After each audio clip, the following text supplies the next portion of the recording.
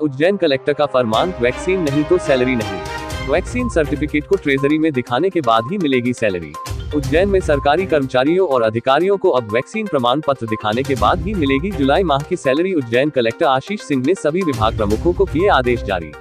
सभी अधिकारियों और कर्मचारियों को दिया 1 माह का समय। इससे पहले उज्जैन नगर निगम कमिश्नर ने भी इसी तरह का फरमान जारी किया था। वैक्सीन सर्टिफिकेट को ट्रेजरी में दिखाने के बाद ही सैलरी। वैक्सीन अभियान में प्रदेश में उज्जैन ने बाजी मारते हुए तीसरा स्थान हासिल किया था। उज्जैन को एक दिन में 65,000 वैक्सीन लगवाने का टारगेट मिला था, लेकिन बड़ी संख्या में आम लोगों ने सहभागिता करके एक ही दिन में 1 लाख से अधिक टीके लगवाकर जिले ने तीसरा स्थान पा लिया था। जिले में चल रहे वैक्सीनेशन महाअभियान के बीच उज्जैन कलेक्टर ने आदेश जारी किए है कि उज्जैन जिले के सभी विभागों के सरकारी कर्मचारियों और अधिकारियों को जुलाई माह का वेतन लेने से पहले वैक्सीन लगवाकर वैक्सीनेशन प्रमाण पत्र दिखाना अनिवार्य होगा।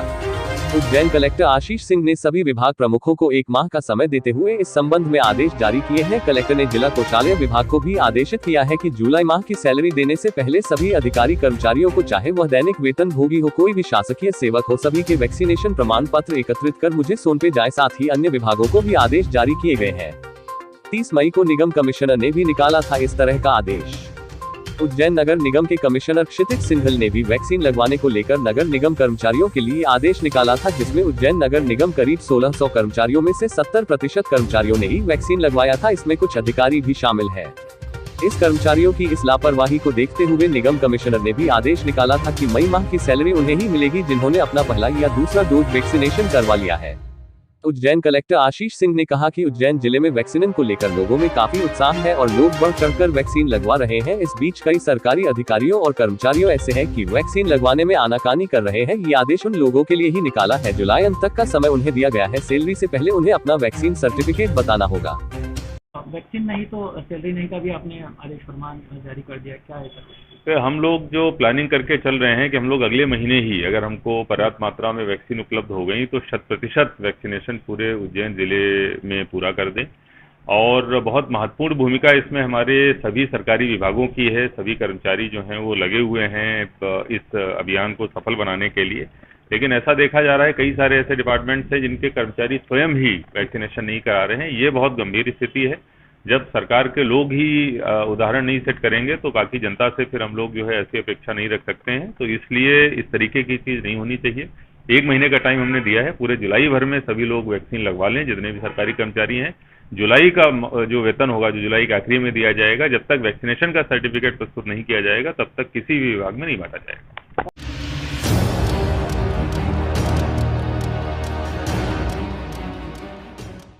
उज्जैन माधव नगर पुलिस ने फर्जी इनकम टैक्स कमिश्नर बनकर नौकरी देने के नाम पर 1.5 लाख की ठगी करने वाले आरोपी को इंदौर से गिरफ्तार किया। आयकर आयुक्त की नेम प्लेट लगी गाड़ी भी पुलिस ने जब्त की। माधव नगर थाने के थाना प्रभारी मनीष लोधा ने बताया कि उज्जैन केसर बाग कॉलोनी में रहने वाले फरियादी सत्यनारायण सोलंकी को इंदौर निवासी दीपक बेरवा ने इनकम टैक्स कार्यालय में जूनियर असिस्टेंट के पद पर नौकरी दिलाने के नाम पर 2 लाख की डिमांड की थी। दरअसल आरोपी Deepak Bairwa income tax commissioner Indore की गाड़ी में सवार होकर अपना रुतबा फरियादी को दिखाता था, जिसके कारण फरियादी आरोपी के झांसे में आ गया और उसने पहली किस्त के रूप में 1,10,000 नौकरी दिलाने के नाम पर आरोपी को दे दिए।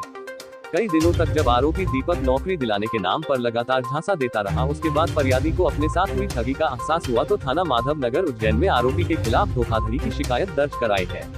फिलहाल माधव नगर पुलिस ने आरोपी को इंदौर से गिरफ्तार कर उस इनोवा कार को भी जब्त कर लिया है, जिस पर इनकम टैक्स कमिश्नर इंदौर के नेम प्लेट लगी थी। इन धाराओं में हुआ मामला दर्ज 170, 419, 420, 434 में मामला दर्ज किया है। ये एक आवेदक है सत्यनारायण सोलंकी, जो केसरबाग का रहने वाला है। इसके द्वारा कुछ दिन पहले एक व्यक्ति मिला था इसको, जो अपने आप को आयकर विभाग का उच्च अधिकारी बता रहा था और उसको नौकरी लगवाने के नाम पर जूनियर असिस्टेंट पद उसने बताया था कि मैं जूनियर असिस्टेंट के पद पे आपकी नौकरी लगवा दूंगा। और उस बात को लेके 2 लाख रुपए की मांग की थी कि इसमें फंडिंग में जमा कराने के लिए 2 लाख रुपए जमा करने पड़ेंगे।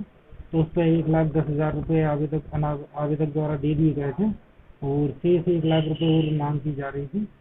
तो इसमें फिर बाद में उसको फरियादी को मालूम चला कि ये ठग है और इससे धोखाधड़ी हुई है। तो दीपक बेरवा नाम का व्यक्ति है जो इंदौर का रहने वाला है। तो इसके विरुद्ध 420 का प्रकरण दर्ज किया गया है और इसमें जांच की जा रही है। आरोपी क्या करता है?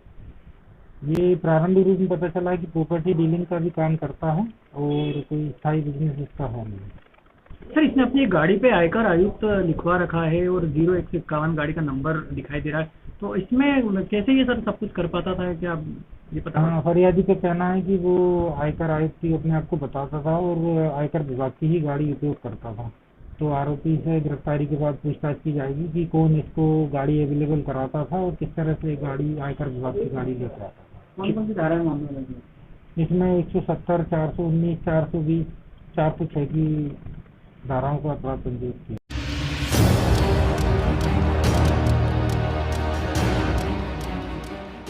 की शादी हुई है और इन्होंने आज यहाँ पर खजराना गणेश जी के दर्शन करने आए थे और इनको वैक्सीन नहीं लगा था। इन्होंने यहाँ पर वैक्सीन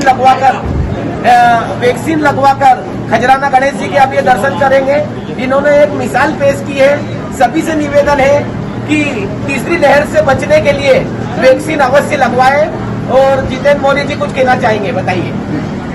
मेरा मानना है कि सभी को वैक्सीन लगाना आवश्यक है, क्योंकि सरकार जो कदम उठा रही है तो उसके लिए हमें जागरूक होना चाहिए।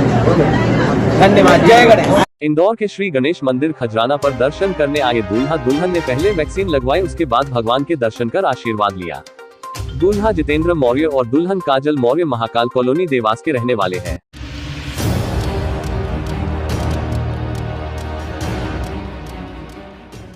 कोरोना कॉल और लॉकडाउन की मार से ऑटो चालकों के धंधे ठप हो गए हैं। इसी मजबूरी ने ऑटो चालक को गांव-गांव जाकर ऑटो से ही फल बेचने पर विवश कर दिया है। इस प्रयोग से ऑटो चालक इम्तियाज अहमद आर्थिक तंगी से जूझ रहे हैं और अपने परिवार का पेट जैसे तैसे पाल रहे हैं। इम्तियाज अहमद की हालत देखकर यह अंदाजा लगाया जा सकता है कि कोरोना काल में लॉकडाउन की मार से गरीब और मध्यम वर्गीय को खाने के लाले पड़ गए हैं। इम्तियाज अहमद जानसापुरा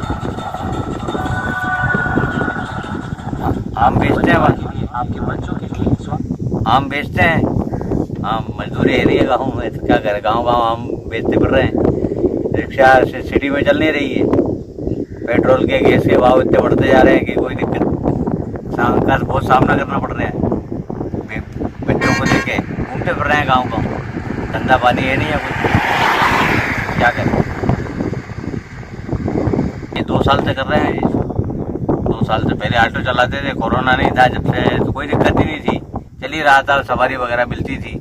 जब से कोरोना काल जो आया है 2 साल से, तो सवारी मिली नहीं। सारे मंदिर वगैरह, मस्जिद, रेलवे स्टेशन, बस स्टैंड सब कुछ बंद हो गया। तो कहाँ जाए, मंडियाँ भी नहीं खुल रही थी। तो जैसे जैसे अब कुछ खुला है तो आम ले जा रहे हैं, केले ले जा रहे हैं, मजदूरी कर रहे हैं, खाने को लाले पड़े हैं। कुछ भी राशन कार्ड है नहीं है, था वो भी घूम गया, कुछ मिलता तो है नहीं है। वैक्सीन लगवाओ तो कैसे लगवाओ, राशन कार्ड भी नहीं है। गवर्नमेंट तो कह रही है वैक्सीन लगवाओ, तो लेकिन लगवाएं तो लगवाएं कैसे, राशन कार्ड भी नहीं है हमारे पास। तो गांव भटकते फिरते हैं। असलौदा है आसपास के गांव में, मजदूरी करता हूँ, जन रहता हूँ।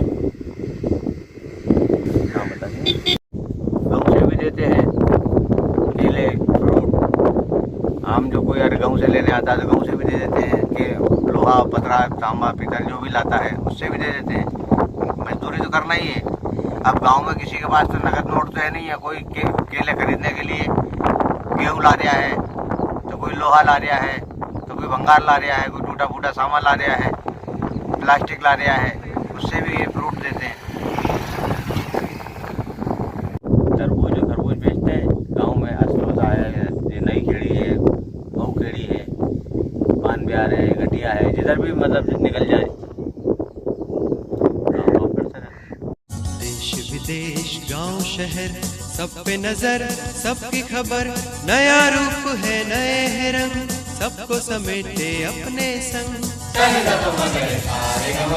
आपका अपना शहर का सपना, दैनिक अवंतिका, दैनिक अवंतिका, दैनिक अवंतिका। राजनीति, फिल्मी बातें, सब कुछ ही हम इसमें पाते। घर, होटल, ऑफिस या दफ्तर, क्लर्क, प्यून या हो फिर अफसर, सबका चहेता, सबका प्यारा, दैनिक अवंतिका, दैनिक अवंतिका, दैनिक अवंतिका।